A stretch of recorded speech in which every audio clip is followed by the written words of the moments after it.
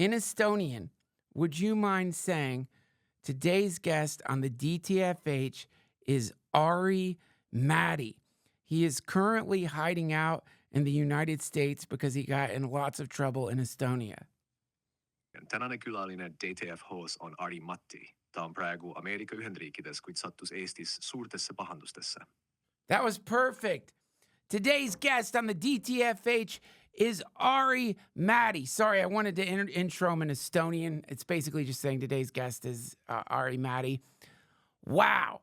If you're a fan of Kill Tony, you already know Ari Matti is. He is a hilarious comedian, but he has been doing stand-up much longer than Kill Tony. Ari Matti is essentially a celebrity in Estonia, and he should be. He is so fucking funny. But even better, what a fantastic podcast guest. The conversation you're going to hear is a true emotional roller coaster. We've got kidnapping. We've got hand jobs and bogs. Anything anyone would want from a great podcast. And plus, you're going to get to know one of the stars of Kill Tony, Ari Matti. So everybody, please welcome, for the first time on the DTFH, Ari Matti. Hell yeah. Ari. Let's get it. Thank you for doing this. Of course, my friend Duncan. Man, I got to tell you, you know, like, you've got a buzz, man. Like, so, no, you do. And it's so cool. Like, when, you know a comic's getting a buzz when you're out on the road and people come up to you and they mention you. Jesus. They've been to Austin, they saw you, and they're like, he is so funny. So I've been thinking about our conversation today, and I've just been thinking how absolutely weird it is that a comedian from Estonia makes his way from Estonia to Thailand. Is this the route? Was it Estonia, Canada, Thailand, or Estonia? No, it was Estonia. Well, first of all, when I tried I didn't even know stand-up the way it was. I don't know how you... Like, what was your first exposure to stand-up? I needed a job. Oh, as a kid, Bill Cosby. Kid. Bill Cosby, record. My dad had Bill Cosby. Yeah, record. For me, it was I wanted to download Eddie Murphy's Beverly Hills Cop on peer-to-peer service LimeWire. Oh, Remember LimeWire? Yes, of course. And then sometimes, those peer-to-peer, they would just put a fucking fake audio file. And I would be like, 17 megabytes. Oh, that's going to fit on my computer. Yep. Of course, that's not enough for a movie. And it was like Eddie Murphy's Delirious. Yeah. And only the audio. And it was the fucking Guni Gugu or whatever. Yep. And I remember even as a kid, like laughing, but not knowing why is there an audience? How is it even done? Yeah. Like not even knowing that it's a theater stage or a gig or a comedy. And all the references. And then I remember I even from, did you guys have Kazaa? It was like a peer-to-peer. I kind of recall Kazaa is some kind of secondary thing, but we were all using LimeWire over here. And then I remember I downloaded Dave Chappelle's The Crack Baby. How old were you? Bit. This is like fucking 13 maybe. The Crack Baby, Hey Baby, the baby on the corner selling crack. Yeah. And I'm a suburban Estonian kid. What do I know about the projects? Also, this is in English that I don't even speak. Right. But the talent exceeds the connection that we have to have. Like, I don't know the references he's giving, but the way he's delivering it is already funny. Yeah, right. You're getting that, like, you see this in a lot of art too. A lot of art, which is something comes through the medium that transcends the medium, and you connect to it. Like when I was 18, I used to work at a jazz club. I was a bouncer. Oh, wow. No, nothing about jazz. Literally, I'm mentally I don't know how to draw. I don't know how to play any instrument. It's magic. When I see somebody playing an instrument, you might as well. Yeah. I've tried, and I just don't have it. Right. I just can't. Some guys can just do the guitar. Sure. And you're like, did you go to school? They're like, no, I just fiddled. Yeah. Fiddled. Yeah. Bastard. And I remember I worked at this jazz club, also knowing nothing about music. Yeah. And we had some Estonian celebrity. He's like a white guy. There was Blues Mondays, and he would do the unplugged version. He was a rock star, really talented guy. Yeah. Classically trained, la la la la la la. Really classically trained. Yeah. Great concerts, packed. People are rocking, But then once a month we would get a visitor. And like one Monday, I remember I saw some guy he was from New Orleans, Wow. 70 years old, missing an eye, smoked his whole life, 3 teeth left, Yeah. and maybe 40 people in the crowd. About 20 of them were crying. Wow. And I remember like watching him perform and the connection, because he's putting his whole soul into that. That's what blues comes from. Yeah.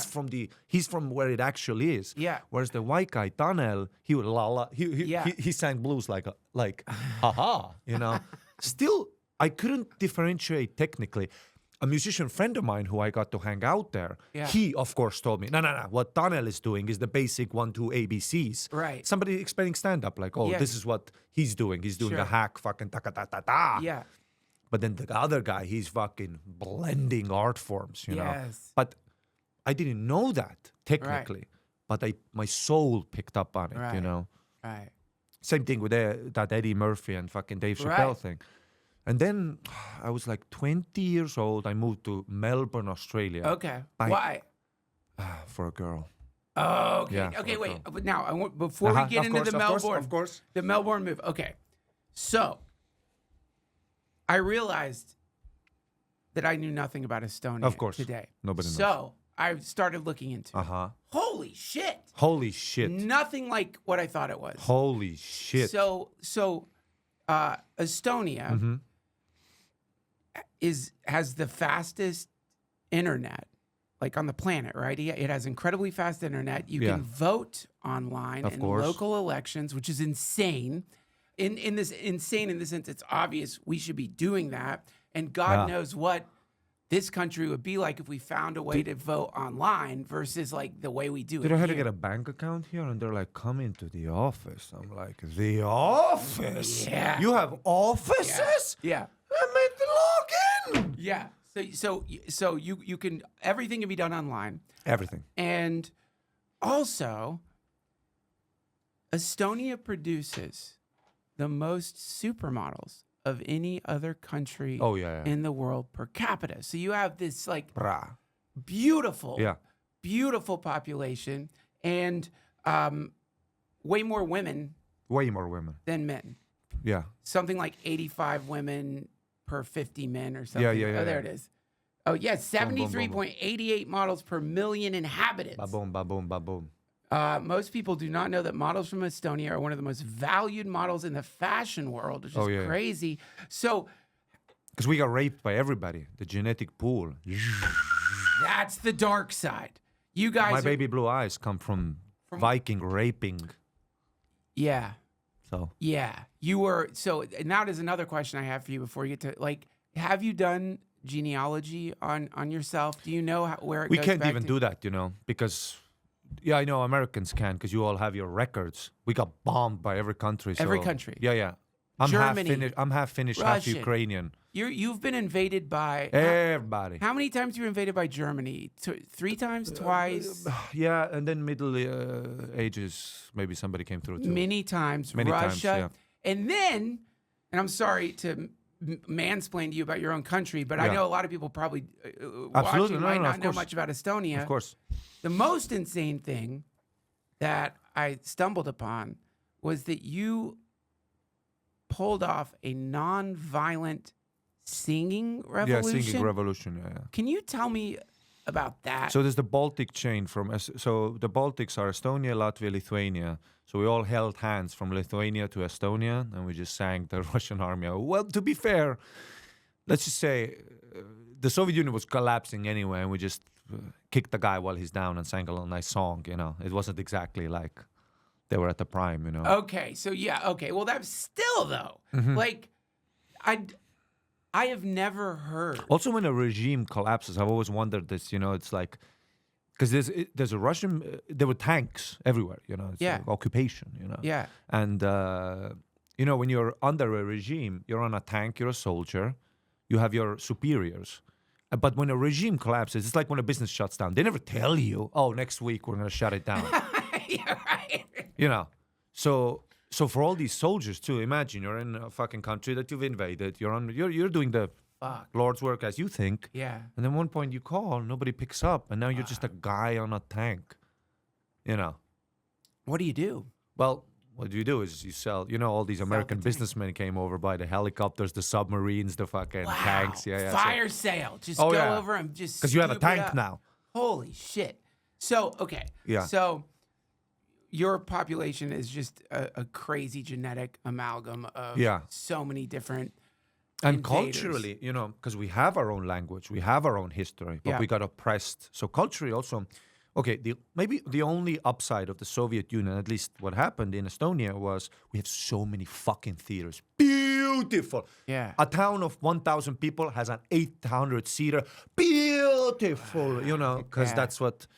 Because if you're a fucking dictatorship, what the Soviets did really correctly was you need to control culture, right? Yes. You need to entertain people. You need to get them out into a theater. Yeah. Because you need to give them culture. Because people will be, that's how you really control people. Yes. It's not with the money and the guns. You have to control their mind. Yes. That's why when I read a really interesting article about a teacher in America who went to North Korea. She thought that she's going to plant the seed of doubt into the students. But she goes over there and she writes this article about how she goes over there and she understands that, holy shit, she can't even plant the seed if there's no even model of behavior in the children where they're like, why is that? They've never even asked that question. So she had to start from the ABCs, you know. Wow. So the same thing what Russia did. You have to control subculture too. You have to, because if you lose control of culture, people are gonna make some witty songs. People are gonna make songs like "Fight the Power." Yeah. The riffs are gonna be fire. Yeah. You need to keep people from riffing. Yeah, that's the scary thing about what's happening right now. You've got like in the United States, you've got like Hillary Clinton talking about like Kamala Harris talking about like shutting down Twitter. Yeah. You have like all the stuff Exactly. that you need to do. Because it all starts from the open mics. That's right. Some guy goes, "Hey, Yeah. why do we gotta go and fucking fuck the coupons of bread, you know?" Yeah. And then some people are like, "Yeah, I mean, yeah." Yeah, man. So what Russia did, they control everything, every theater play, or Everything. you know. So you control the subculture, the subconscious. You need to keep the subconscious under control. That's how you control a Dude, fucking person. So I interviewed Yakov Smirnov, and he was My talking. OG, I love this guy. He's you know texted him? me. Of Oh, he's course. so I mean, cool. I'm the new. This is passing of the torch. Dude. Yeah, I guess it is. He's in a the way. OG. He's the OG, and he told me that he would have to go into like a ministry of comedy or entertainment and give them his set list. Of course. And they would read of his course. jokes and stamp it and say, you could do these jokes for a year. Of course. And then you've got to come back and present your new jokes. Of course. That level of control. It's terrifying. So when you have a small country that's been invaded and you have all these theaters, so the theater culture exists. So people still go out by the Soviet influence, of course. So we have this theater, we have this beautiful. Yeah. But then, of course, the resentment starts seeding into the people. And then in 1991, the union collapses.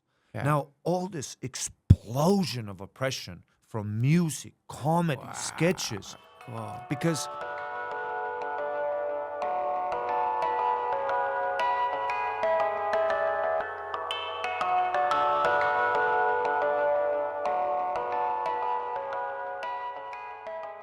This episode of the DTFH has been brought to you by the HTML Angels over at Squarespace. Squarespace is an ever-evolving, hyper-dimensional, technological Swiss Army knife / toolbox that gives you everything you need to make incredible websites. Don't believe me? Go to DuncanTrussell.com. It is a Squarespace website, and it has won the Golden Apple Website Award from the Belgian government for the last 5 years. Squarespace is incredible for a lot of reasons. They have a new thing which is blowing my mind. It's called Blueprint AI and SEO tools. Essentially, all the time you used to have to put into coming up with the writing the copy for the different sections of your website, all the stuff that regardless of what you're using to make the website can extend that process, can make it take way longer than maybe you want to, especially if you're creating like a troll website to mess with your friend to confirm his edible marijuana suspicion. He's being monitored by the CIA or whatever. I don't want to spend 7 hours doing that. I just want to make it quick and send it to my friend to really freak him out. Blueprint AI and SEO tools, this is your move. Their AI will help you build a website. It will do the copy for you. No more grammatical errors, which you can't have on your website. A grammatical error on your website is equivalent to going to an open casket funeral dressed as Batman. It's not about you. It's about the dead dude, man. Stop doing that. This trend is insane that people are doing that. Also, they've got a lot of other incredible things that you should try out. For example, you can put your videos up there. That's right. They have beautiful video pages that you can upload your videos to. And if you wanted to, you could even add a paywall for those videos and get people to pay for them. So, it's a great place for you to upload your hiking videos or your day at the beach or pictures of you with no clothes on. That's an idea I think people might pick up on the internet. Is I think if people start, like in a tasteful way, uploading nude pictures of themselves, they might make money selling them, but I don't know. Probably risky. I know no one's going to be into that. Also, Squarespace has flexible payments. Make checkout seamless for your customers with simple but powerful payment tools. They accept credit cards, PayPal, Apple Pay, and in eligible countries offer customers the option to buy now and pay later with Afterpay and Clear Pay. Here's the best part about Squarespace. They know that they are offering the very best when it comes to designing websites and creating an online presence, which means you can try it out for free. Go to squarespace.com/Duncan. And when you're ready to launch, use offer code Duncan to get 10% off your first order of a website or a domain. Again, it's squarespace.com/Duncan, offer code Duncan to get 10% off your first order of a website or a domain. Thank you, Squarespace.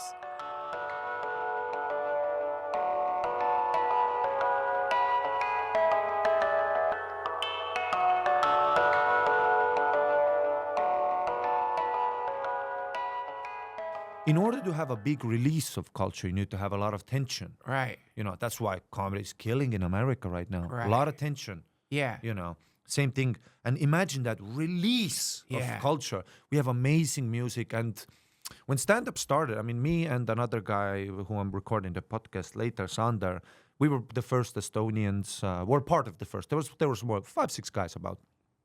But that need of because the remnants of the Soviet occupation and the old regime still stayed. It's not like a regime collapses and we're all new people now. Right. It takes 10, 15 years for the palate to clear out. And really, because even now, people are still like, oh, you're cursing on television. That's not, that's not the older generation. Right. But it just needs to, clear out. And when I would watch television as a kid, I would see all these sketches, the husband comes home, hello, my dear. Who says hello, my dear, to their wife? You hate her. You've been married for 30 years. You have a cunt of a kid. If you're married for 30 years, you don't even talk to your wife. This is a roommate that's annoying.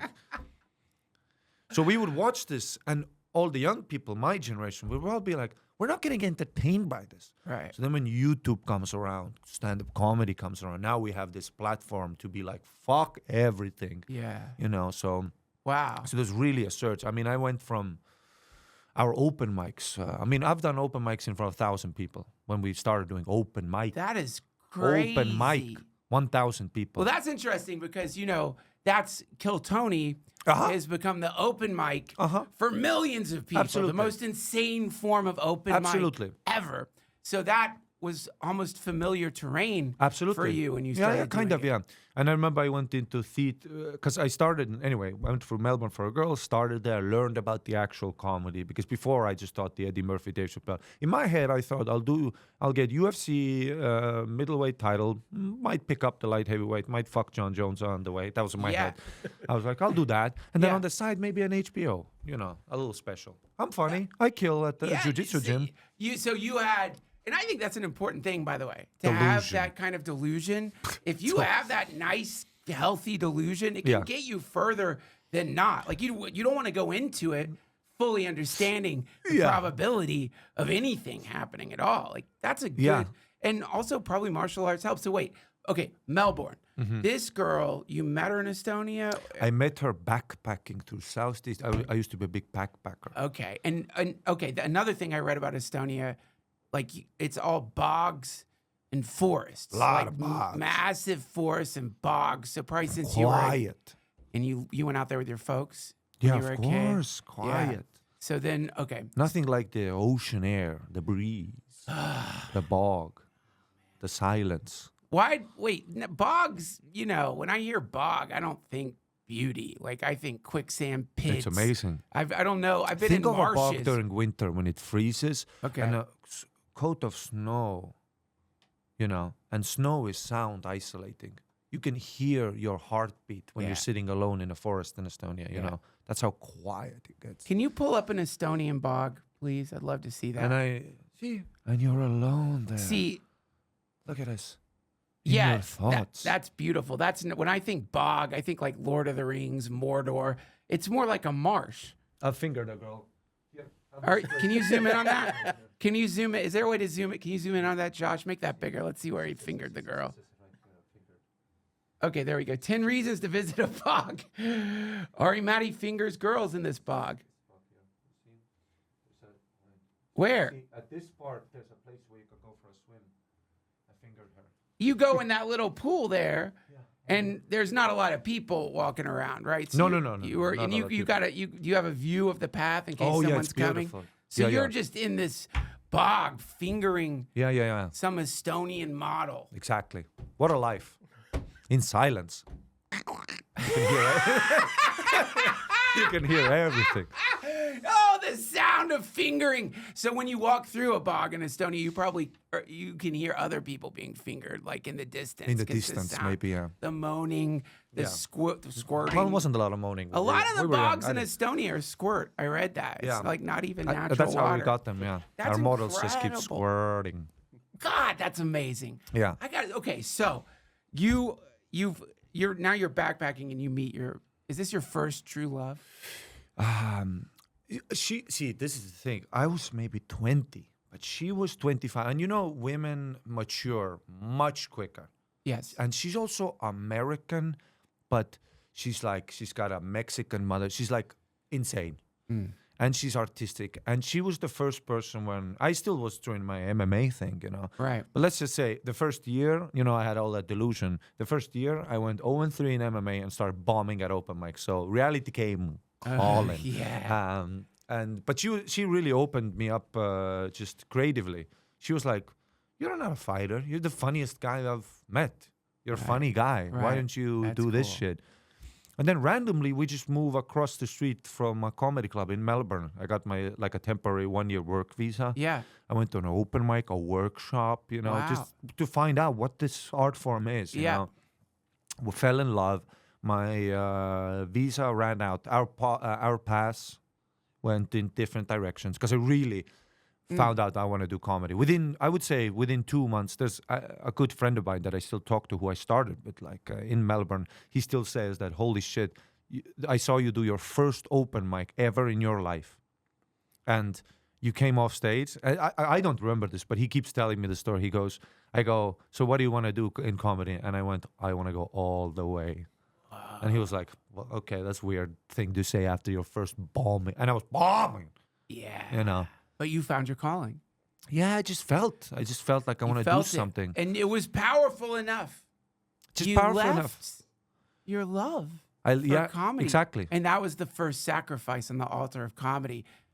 That was the Exactly. first one you had to, and it is such a demanding God, isn't it? It wants Oh. everything. This guy wants my mind and my body, huh?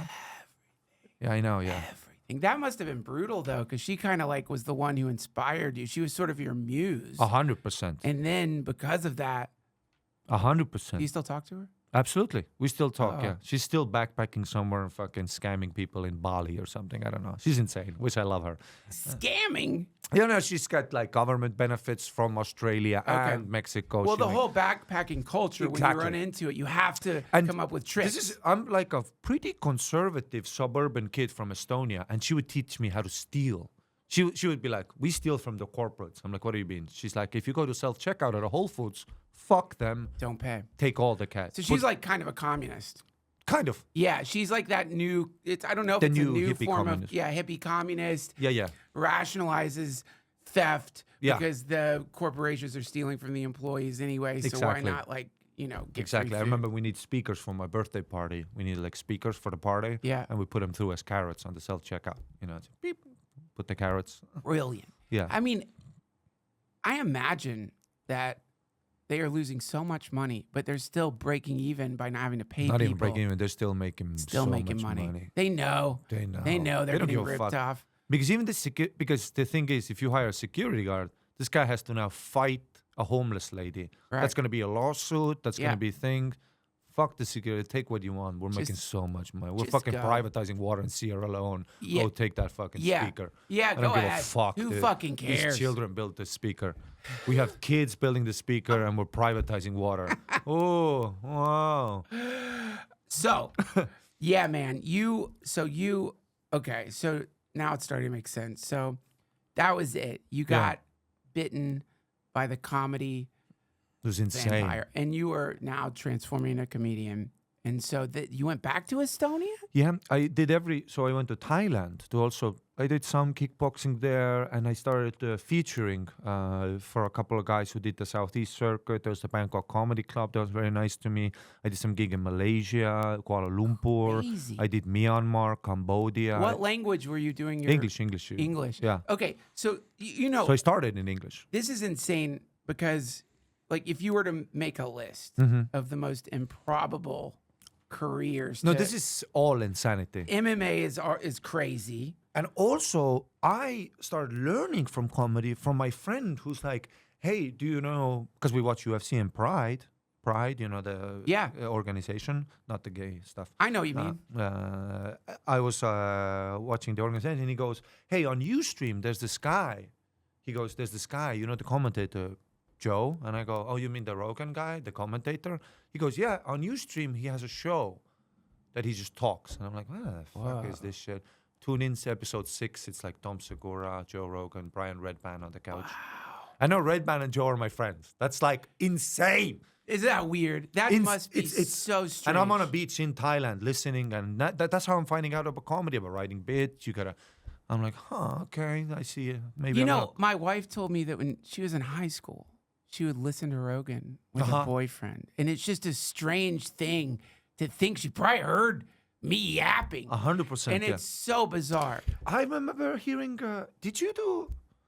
this was like in the news. Did you do a podcast with your mother? Yeah. Yeah, that was a big one. Yeah. That was a big. I remember I listened to that one. That Wow. was powerful. Yeah, man. I mean, it's such a. I mean, this thing where we were all connecting in a new way. I mean, based on like the evolution of our species, this strange ability to have these connections with Strange. people, and you've never had a conversation with them, but you know them, and then you meet them sometimes, and then you have to overcome the vertigo or something of like actually like becoming friends with him because Yeah. you already kind of felt like you were friends with him, Yeah. but now you are.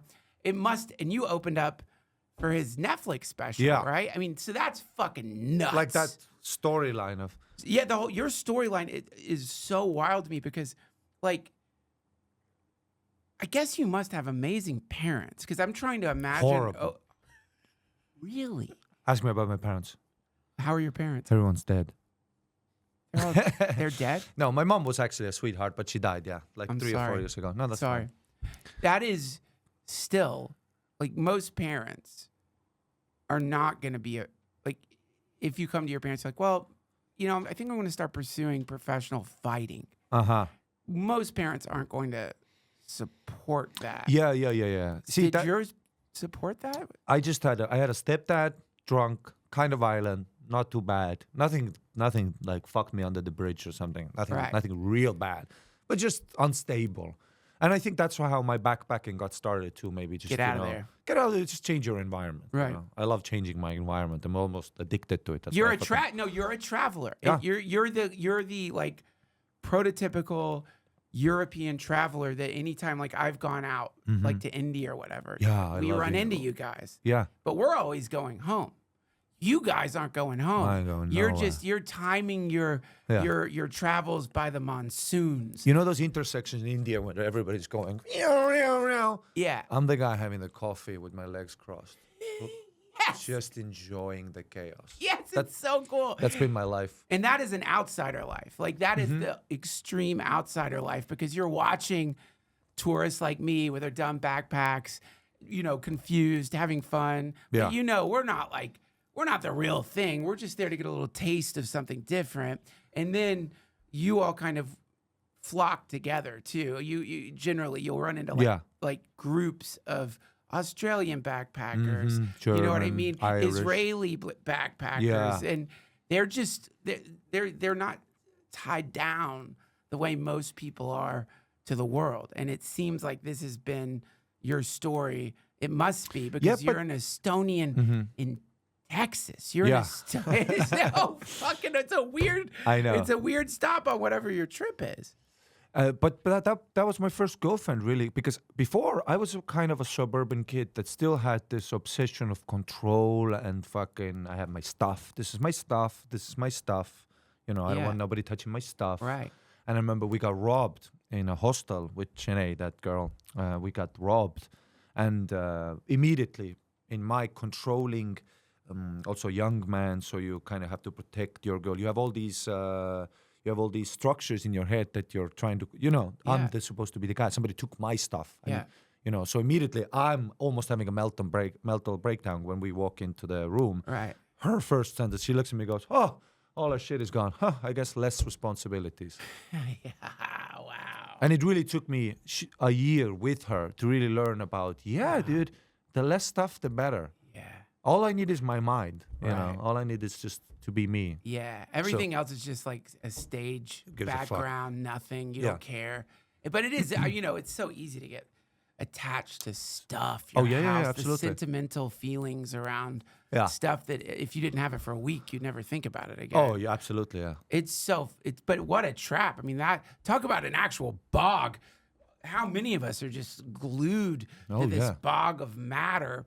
And the idea of setting out into the world the way that you have, it sounds like a movie or something. It doesn't sound Because like... a lot of guys my age, when I started backpacking, I remember talking to my friends back home, I would visit them and be like, why don't you come to Thailand with me? They're like, it's fucking $5,000. I could have a new fucking BMW for that. And I was like, BMW? Yeah. Or you could have the experience of crossing a river in India. That experience is going to stay with me my whole life. Yeah. I don't want to sit in this BMW. I know. You're not going to I don't spend a lot of time thinking about cars that I have leased, but boy, I think about Varanasi all the time. I think about that girl Shanae once a week. Just of the experience we shared. I think about Varanasi, of course. I think about Bali. I think about fucking almost getting kidnapped in Myanmar. Of course, those You experiences. almost got kidnapped? How close? I sat in a car. I needed to get across from Thailand to Cambodia. There's an area there that's they have tons of casinos. Nobody owns. It's like no man's land, Wow. So it's terrible. It's shit. Everybody's trying to scam each other off. The last bus left, so I'm alone, white kid, and I'm the only white kid. Wow. And it's one of those times in the night where it's about 2 a.m. and everybody's I can hear conversations about me being there. So something's gonna happen. Yeah. Really nice guy with an old Mercedes stops by. He goes, you want to ride to Siem Reap, which is where I was going in Cambodia. It's a fucking 6-hour drive. But I'm European, so I'm like, people are nice. Yeah. So I sit down in his back seat, and then he stops maybe 20 yards away, he stops. Some other guy gets in the front seat next to him. He has a gun. And immediately in my head, I go, oh, it's going to be Rape City. I'm going to get raped, butt fucked, everything. Everything's going to happen. Yeah. But the weird thing is, you would think that you have an immediate panic. But there's something, I remember I was really calm for some reason, because you have to make rational decisions. You have to be very careful what you say. Yeah. You know. And the driver turns back. He goes, we're not going to see him rape. You know, starts off that. And in my head, I'm like, oh, okay, cool. The door's locked, click, goes into an alley, and then they both turn around and they start talking to me. And I can't even remember the conversation because I'm literally having a meltdown, but at the same time, totally calm. Okay, can I stop you there? Because I think you just came up with the best idea for a podcast, which is you kidnap Europeans and you just pull off. You have the gun, doors locked. You're like, listen, we just want to interview you for an hour. That would be incredible, man. So, yeah, I guess you're just like thinking, okay, you really think they wanted to rape you? No, but just all the thoughts are going. Right. I'm like, oh, they're going to cut my limb, sell my dick on the black market. More likely they're going to sell your dick. They're going to sell my dick on the black market, keep some for later.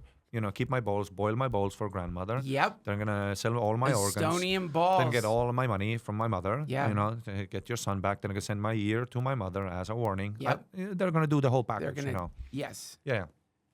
So, and they're talking, they're asking, what are you doing when you're going? And I'm just telling them, I missed the bus. You know, I was fucking in between the dead zone there. I missed the bus, whatever. And then they both look at each other and they go, they literally audibly go, They talk whatever, whatever the fuck they talk, and they go, and the door's unlocked, and they go, get the fuck out. Just because what they were doing is how much trouble this is. Oh yeah, you were just some broke backpacker. Exactly. They were hoping that you were my baby blue eyes say, I'm gonna call dad, and he's gonna come in a private jet. Like, there's no money. Yeah. Your stepdad. But my accent says clearly. Yeah. There ain't no dad. Oh, that groan of disappointment when you realize you've kidnapped somebody who has no money. Yeah. That's gotta suck, man. Yeah. You're getting so excited, and that groan tells you a lot, because it's like, that's probably like, this is the second time tonight we've picked up someone who's asshole. Then I go to a hotel.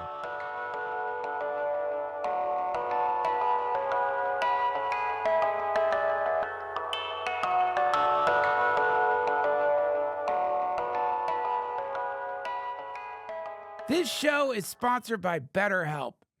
Friends, Halloween's coming up. I know you're already picking out your mask. I know I'm picking out mine. I'm going to go as an old school executioner. And I'm getting a prosthetic Spider-Man head that I'm going to carry around. Guess what my kid's going as? Headless Spider-Man! How cool is that? It's going to be great. I'm sure the neighbors are going to love it. But, you know, you put a mask on and it's weird. Honestly, sometimes you become that character. I don't know if you ever noticed that. I'm a neurotic never nude, so anytime I have a mask on, I just feel better. But the more you wear the mask, it's weird how easy it is to just turn into an executioner who decapitated Spider-Man or whatever your particular mask is. What I'm getting at here is a lot of us don't realize we put a mask on a long time ago. We were getting bullied. Our parents were freaked out, so we had to put on some mask so that we were safe. And it's the saddest thing. It's like, I don't know. It was a terrible It's my least favorite Halloween, but the one where the masks melt in their face. This can happen to you. Suddenly you're wearing the mask of some cool kid you met in the 3rd grade who you wanted to be like, and you forgot it was a mask. The next thing you know, you can't be your full self. You're hiding behind a mask you made for yourself when you were in the 3rd grade. Therapy can help you learn to accept all parts of yourself so you can take off the mask, because masks should be for Halloween fun or furry cons, not for our emotions. I've benefited so much from therapy. I know that's a cheesy thing to say, but truly, like, there's a lot of things that have like helped me not be a raging, selfish monster. Psychedelics, meditation, but of all of them, therapy really like grounded me. You know, it's easy to go flying off in the astral realm on mushrooms or whatever. My God, I'm sorry. I hope that's okay to say. BetterHelp. Not advising. BetterHelp is not advising that you use psychedelics. This is just me for a second. And it's fun. Meditation, not so much. But my point is, you need to ground yourself too. And that's what therapy will do. We are in the world, friends. We have to deal with our relationships, our jobs, all the real earth realm stuff. You find a wonderful therapist, and I'm telling you, you will enter into a new life. And if you're a hardcore, cynical, neurotic like I used to be, I know you're rolling your eyes right now, but I'm telling you, it's worth a shot. So if you're thinking of starting therapy, give BetterHelp a try. It's entirely online, designed to be convenient, flexible, and suited to your schedule. You just fill out a brief questionnaire to get matched with a licensed therapist, and you could switch therapists anytime for no additional charge. Take off the mask with BetterHelp. Visit BetterHelp.com/Duncan today to get 10% off your first month. That's BetterHelp, HELP.com/Duncan. Thank you, BetterHelp. Again, BetterHelp is nowhere in the copy. Is there anything about mushrooms or meditation? But they do say improvise. But I feel like they would want me to say like that's coming from your old friend Duncan, not BetterHelp. But they are great. I mean, you know, set and setting. It'll be I'll forget it. Just forget the mushroom part. BetterHelp. Thank you.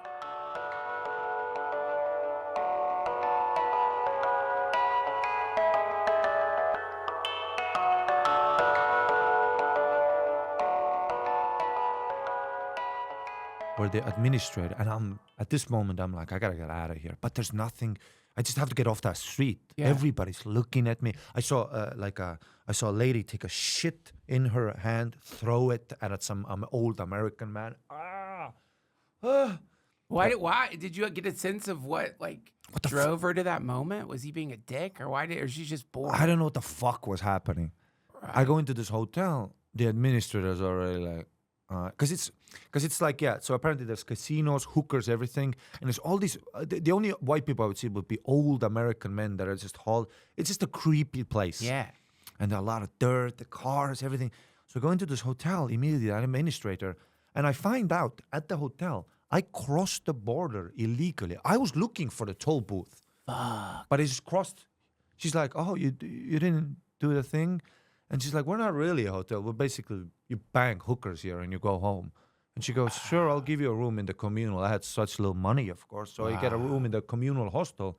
Before I go to bed, she goes, hey, just put your passport in your pants and tie your backpack to your leg. So if they try to steal it, you can at least fight them. This is before I could try to take a... This is before I try to go to sleep. So, of course, I'm just with my backpack in my leg. Sitting there like this. Wow. I'm in a hostel. In the bottom bunk. On the top bunk, some dude is going to town on a whore, and I'm along for the ride. Because it's a bunk bed, you know. You're like it's like somebody's driving a motorcycle, but you're in the sidecar. You know. Was it hot? Did you get kind of turned on? No. Old 45-year-old man with missing teeth. Okay. And probably a 10-year-old girl. Oh, fuck. Okay, right. So that's a sad ride. It's a That's ride to hell. I don't want to take this ride. It's a terrible ride. But I need a nap, dude. It's been a day. So with my backpack tied to my leg, I'm along, and I can feel him coming. You know? And in the morning, I go to the administrator. I've been fucking witnessing rape and prostitution. I haven't slept. So I go to the administrator. I go like, I gotta get to Siem Reap, I gotta get out of here. Because the reason I took it's the famous train route from Bangkok to Siem Reap. It takes 3 days. You take on a cargo train, and it's like an amazing journey. It pays $5. You're on a cargo train where people sell you a shower. You know how they sell you a shower? They have the little backpack with all the drapes. No. Yeah. What? And you stand on the car because the cargo train never stops. So you stand there. a guy puts like a drapes around you, and then he just pours water, and you pay him Wow. $1 American.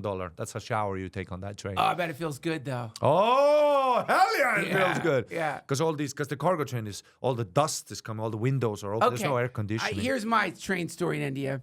I thought I was being fucking clever because in India, I don't know what it's like on those trains. In India, there's no they don't have the same sense of like personal space that we have here. So they'll sleep on you. They'll just you're like a recliner to them or something. Exactly. So you're just crammed into this car because I don't know. Like I think we'd read somewhere if you want the real Indian train experience, don't do the first class cars. Like go in the back and it's still incredible.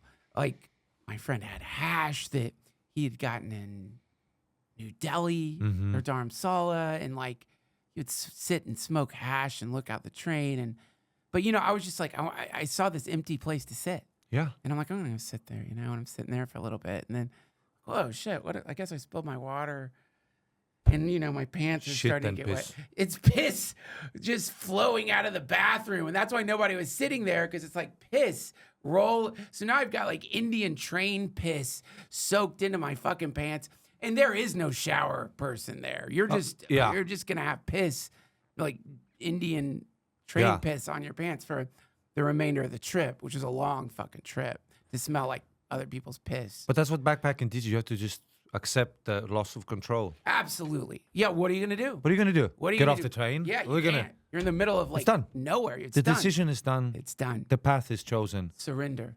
Yeah.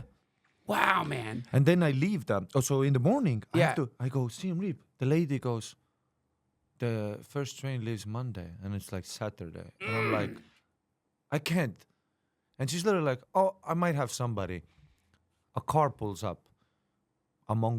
It's a family of Mongolians. How many Mongolians are in the car? Tell me. It's a 5-seater. I'm going to go 8. 6. Wow. So I'm the 7th person in the car. I have a Mongolian child on my lap. Wow. And we go for a 6-hour drive to Siem Reap with these Mongolians. And they don't have passports. They're just going there for work or something. Wow. Only one of them, like a kid. This is the young kid's on my lap. I have to no him. Yeah. And the other kid is here, and she's the only person speaking a little English. Right. And I start drinking their vodka made of fucking corn, like corn vodka or some shit that the Mongolians do, and they're all bloated and red because they drink this vodka. Wow. And we just drive, and I'm just laughing. We take stops, and I just get hammered. And then at some point at night, we just get to Siem Reap. They say bye. No phone. No, what's your IG? Not, just never see you again. You know bye. what we should do? Man, this life here. Why don't we just go? Yeah. I've got some money in the bank. Let's just get some backpacks and get the fuck out of this country. What do you say? We'll disappear. I can't shave my head anymore. I'll shave my beard. No one will know. No one knows shit, though. And we'll get the fuck out of here. Get back on the road again. Yeah. Become travelers again. Don't you feel that?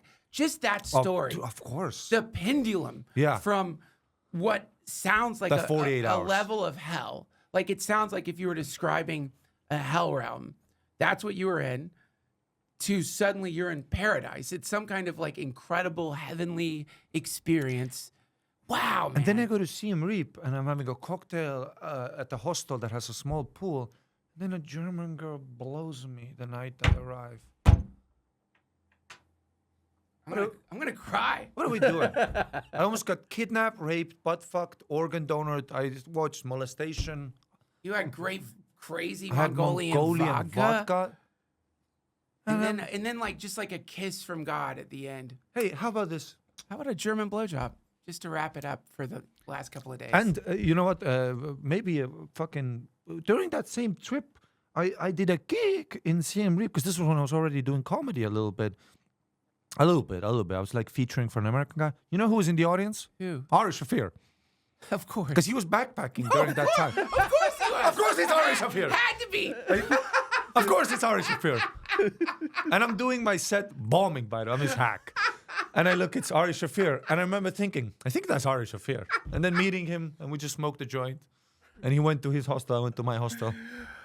Because, like, what you just described sounds like a dream. Yeah, for I mean, sure. that's the kind of dream I'd wake up from and just Ari in the audience while I'm bombing and the blowjob was cool and I almost died.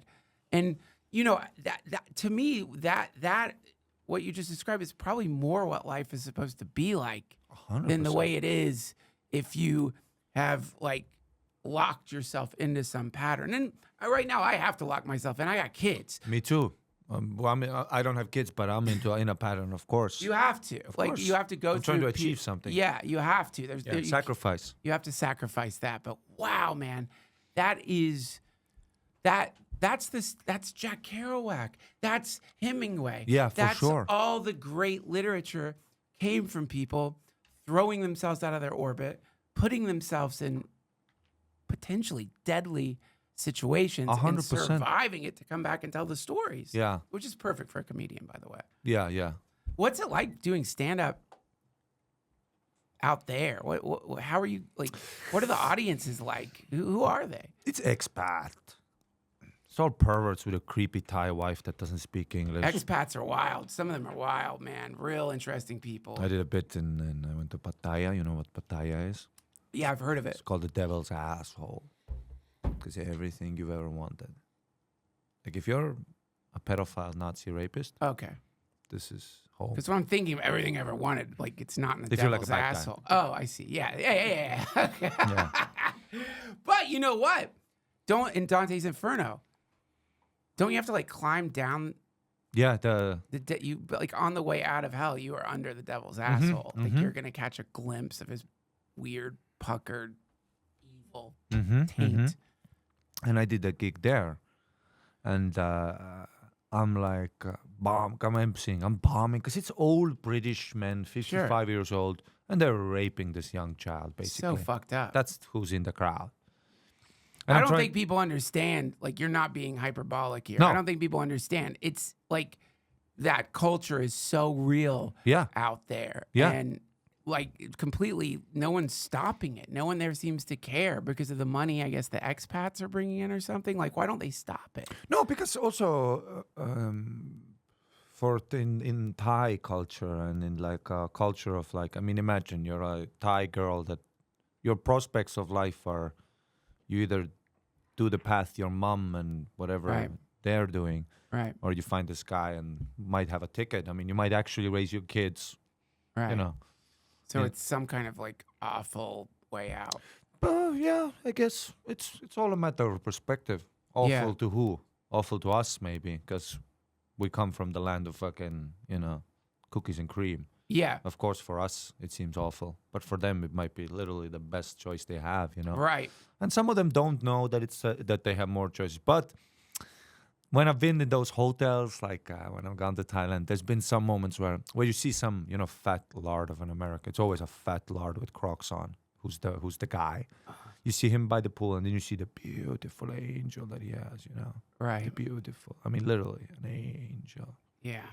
And they have kids, the beautiful kids, the blue eyes, Thai, the dark complexion, but the blue eyes, it's beautiful, And you look, it's actually not that, it's alive.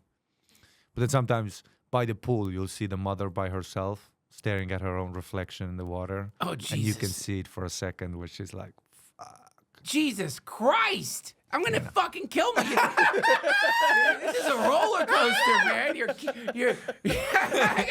might not survive this podcast.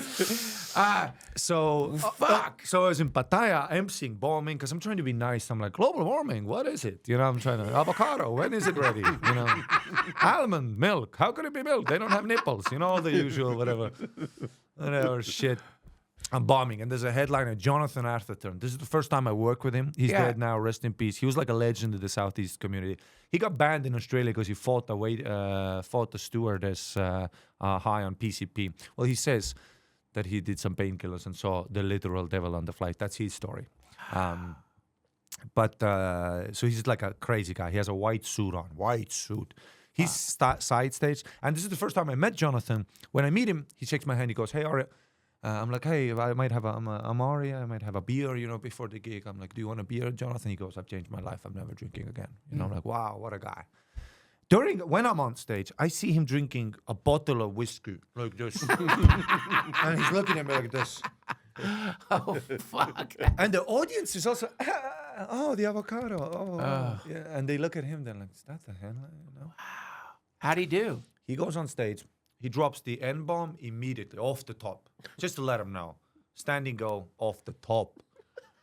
He goes, what's up, you fucking racist rapist? You know, just goes. What's his name? Jonathan Atherton, legend. Will you pull up a picture of Jonathan Atherton, please? Yeah, I mean, he spoke like 8 languages, lived in Myanmar, did heroin in Cambodia. Wow. He fucking started the scene in Malaysia. What was This his guy, last name? Atherton. Atherton. Yeah, that's how. Yeah, that's my. I can't believe I'm bringing up Jonathan.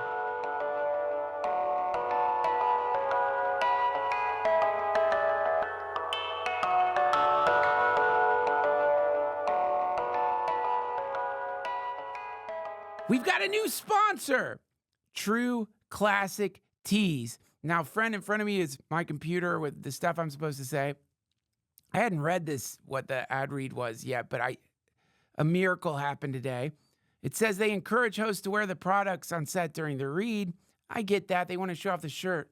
But guess what? I didn't read that. But what shirt did I pick out today? A True Classic tee. Not because I had to do it, not because it's in the copy, not because I want to impress a new sponsor, but because truly these shirts are incredible. I am the ultimate t-shirt snob. I don't think True Classic knew that when they decided to sponsor the podcast, but I'm not going to promote something that I don't like. And I figured there's no way that this t-shirt, I'm going to promote it because I have insane expectations when it comes to t-shirts, and maybe it's not even healthy. But I found one brand of t-shirt, and I'm telling you, I just bought like 15 of them because you can't find good t-shirts. It sounds nuts. So many t-shirts, they don't fit right. They look horrible, or they're coarse. When I put on a t-shirt, I want to feel like I've skinned a unicorn. I want to feel like I am wearing the velvety tongue of some mythical creature. I want to feel embraced, held, and I need that. I just like a nice, good, soft t-shirt. It's the one pleasure I allow myself because I'm a never nude. And like I don't feel bad about sleeping in jeans. I don't like sweatpants. I won't wear them. And if I do wear them, I get them off as fast as I can. I don't know what that is. But t-shirts, it's different. And let me tell you, maybe after this ad read, True Classic is going to be like, well, no more ads. But I'm still going to buy the shirts. I will buy these shirts forever because they did it. And I don't know. It must be hard to do because very few companies pull this off. Now, I'm going to read what they want me to. Designed to accentuate your best features, True Classic shirts are tailored for a perfect fit, snug in the arms and chests, with just the right amount of room in the midsection. They sell premium products at an affordable price. You can get their best-selling t-shirts, hoodies, jeans, and more in 3, 6, and 9-packs. And you must understand, for someone like me, that's what you want, the 9-pack. You don't have to go to the store. There's one store in Los Angeles that sells t-shirts that I like. I have hanging in my closet dilapidated t-shirts. I'm not going to name the brand. I don't want to throw them under the bus. But when I go to LA, which is rare these days, that's where I would go to that shop and refresh my supply. I know that sounds nuts, but now I don't have to do that anymore. Now I could just order 15 9-packs of True Classic tees. That'll keep me going to the singularity. True Classic's activewear becomes essential for workouts and vacations alike. Their activewear crew necks offer moisture wicking, quick dry, and odor control. Let me check that. Not bad. Pair them with their super soft, stretchy joggers for all-day comfort. All their clothing can be mixed and matched and designed to work with your lifestyle, so you can look and feel your best each and every day. True Classics is so committed to their products, they even have a 100% perfect fit guarantee and easy returns. Right now, you can unlock big savings when you bundle items site-wide. Just go to my exclusive link at trueclassic.com/Duncan to save. That's trueclassic.com/Duncan. trueclassic.com/Duncan. Shop now and elevate your wardrobe today. I could do this ad for like half an hour. I might start crying. You must know what it's like to find a good t-shirt. For those of you listening, like, who cares? It's t-shirts. Just plug your ears. But for the rest of my friends out there, I'm telling you, this is a happy accident. I have discovered the ultimate source of perfect, simple t-shirts. So try them out. If you don't like them, send them back. You'll like them. Thank you, True Classic.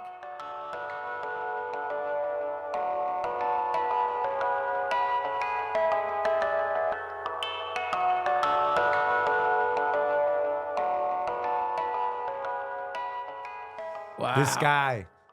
Oh, yeah, he's a maniac. He's a maniac. And I That love is the a guy. maniac. Awesome, dude. Wow. You could just tell.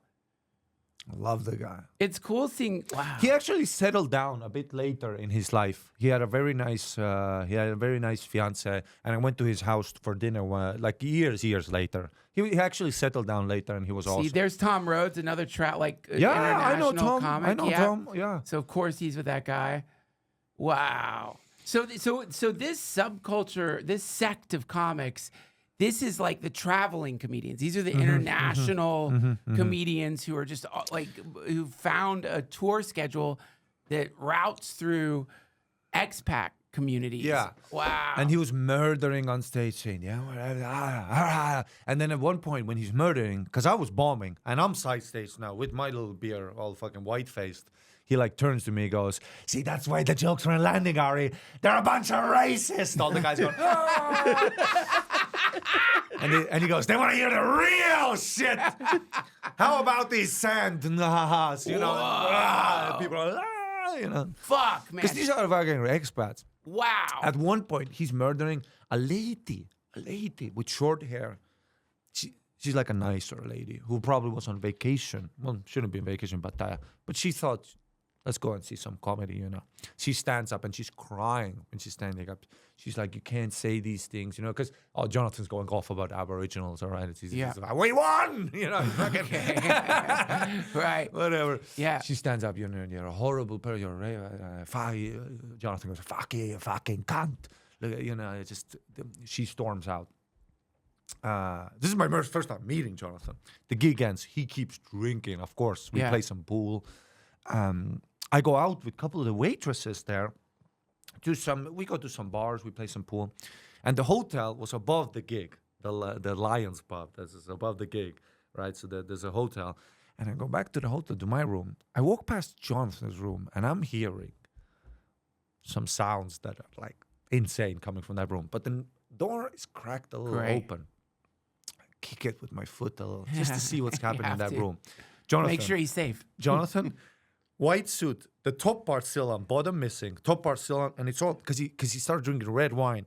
His white suit is all covered in red wine, and he's banging a broad. And I look who the broad is. No. The lady stormed out. Jonathan's holding her hair and fucking the shit out of her. And she's like, fuck me, you know. Ultimate victory. Bah, bah. And I just go to bed and then Wow. Inspirational. and then in the morning I see Jonathan, the suit, another white suit, all clean. He goes, hey, how was your night? Just like, hey. Totally fine. And he goes, yeah. I go, and I'm like having a mimosa for my hangover. I go, you want a mimosa? He's like, I don't drink. Oh, wow. I'm never drinking again. Wow. How did you get booked on that show? I knew a guy, Andrew, he was a Malaysian promoter. I got booked on some tours and gigs. That's how you just found gigs there. Wow. Because my visa ran out in Australia, so I needed to find a place. And at that time, Estonia didn't quite have a scene. When I came back, it's just started bubbling. And I was really, within a year, I was able to start doing theaters in Estonia and change my act from English to Estonian, adapt it a little bit. Yeah. But at the time, I was just finding some gigs. I lived in Kuala Lumpur for 6 months, had a hostel, doing just hosting gigs. What do you get paid for a gig out there? I got maybe some gigs were good, $250 a gig, which can last you Forever. a month in Asia. That's incredible. Yeah. In Southeast Asia. So that sort of group of like international traveling gonzo miscreant comics, what do they think of the sort of more traditional like American comedian path? Like, do they look down on it, or is there a sense of like, ugh? There's another guy I know, Jim. He's from Florida, black guy. He moved to Macau, China. You know Macau? It's the fake Vegas. I didn't know. I heard the name, but I didn't know it was fake Vegas. It's fake Vegas. They have the fake Luxor. They have the fake MGM Grand. They have everything, the fake. Oh, that's so weird. And he does a 600-seater theater there for the past 20 years, maybe. Wow. And I did a gig with him maybe 6-7 years ago. He's like an Florida black guy. And he's a superhero there. He walks around, Asian people clap, they take pictures, hang off his arms, you know. He does his act in English? Yeah. But it's all the tourists and whatever. But he also speaks Chinese. He also he dips into the, you know, the traditional version, how to do comedy there is you do the setup in English and then the punchline, back now, you know, you go. And then the people lose their mind. That's so crazy. So that's what he would do. I mean, a black guy speaking Chinese. I'm going to jump off the balcony if I hear that. Of course, it's funny. And I remember like 5-6 years ago, and I was already, you know, this was my like first trip back since I started there. And I'm talking to him, like, happy to see you. We go to the restaurant, and I go like, I talk about a little bit of the Rogan experience. I talk about the podcast world. And he's like, you know, yeah, I mean, yeah. How's Jeff Dunham doing? You know, that's right. So he's not even right. And I know. And he does cruise ships and stuff, you know. And I know. The American, he's not after the grind, the bits are hack. I know. But isn't it wonderful that this art form, you can find a place in life through this art form anywhere? Yes. Jim is somewhere in Macau right now drinking a margarita. Yeah. It's and crushing in front of 600 people in every like night. some like what's weird. Okay, what's very weird about the Macau Vegas, which I didn't even know existed there. I've seen pictures of it, but I didn't know that's where it was. Is Vegas is a replica of a bunch of different places. Yes. So now you have a replica of a replica. That is so trippy. And then to be some dude from Florida, famous in synthetic made up world. Vegas. Yeah. What a mind fuck. What a mind fuck. What's his name? I don't want to say his name because I don't know. No problem. But can you pull up Macau Vegas? I just want to see pictures of it. Let's take a look at this. Wow, man. Yeah, I agree with you though. It's such an incredible thing. There's Macau. C-A-U. Macau. Go China. If you go Macau Vegas, it's gonna show like. There you go. Oh yeah, here we go. Las Vegas of the East. Oh, it's beautiful.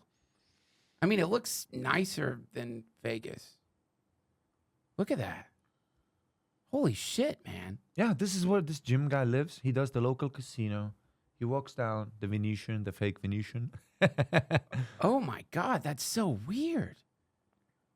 It's so funny. Now that's Vegas. That's not, they don't have a fabulous. This isn't the Wynn Hotel. That's in Macau. No, what? But it's the fake Wynn. But they just do they replica. Look, the Paris thing, you fucking. What the fuck? That, dude, I would lose my, like if I got on drugs, I guess you're not going to do drugs in China. It's really dangerous. But if I was tripping in Macau. Yeah. I think I'd go crazy. I know, yeah. Because I'd start thinking, no, I am in Vegas. But no, I'm in China. In China. With Ari. How did I end up here? What's happening to me? Yeah. Yeah, to me, I just think the whole, like, what happens is whatever cultural bubble you live in, it crystallizes into this is reality. This is the truth. Like, and then when you're a traveler like you are, that bubble gets popped because suddenly you realize, no, that's just one tiny little reality tunnel compared to the whole world, and all these other reality tunnels exist simultaneously. It's basically parallel universes. Like, if you really want to, like, 100%, it's a multiverse. The multiverse isn't.